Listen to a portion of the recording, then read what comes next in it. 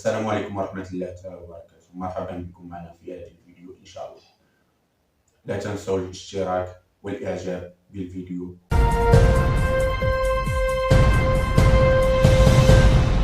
أكدت مصادر مقربة من المنتخب الوطني المغربي أن اللاعب الدولي عز الدين أناحي لن يشارك ضمن المجموعة التي ستقابل المنتخب البيروفي يوم الثلاثاء 28 مارس على أرضية الملعب متروبوليتانو بالعاصمة الإسبانية مدريد. وصرح اللاعب المنتخب المغربي عز الدين أناحي بعد مباراة يوم الأمس أو يوم السبت بعد نهاية مباراة البرازيل والمغرب، والتي شهدت فوز المنتخب المغربي على نظيره البرازيلي ب2-1 ضمن مباراة ودية بينهما التي جمعتهما في ملعب طنجة عروس الشمال بالمغرب، حيث أكد على أنه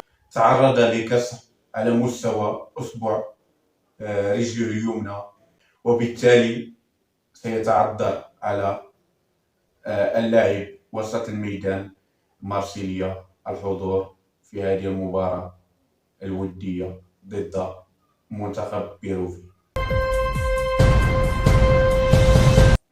كشف الناخب الوطني وليد الركراكي عن موقفه تجاه اللاعب إبراهيم دياز من أصول مغربية، حيث أكد أن الوقت لم يعد في مصلحة اللاعب أو المنتخب إذا أراد الالتحاق بالمنتخب المغربي، لأن التفكير الزائد قد يبعده عن مشاركته مع الأسود الأطلس، لأن المنتخب المغربي لن ينتظر أو لا ينتظر أي لاعب كيفما كان نوعه.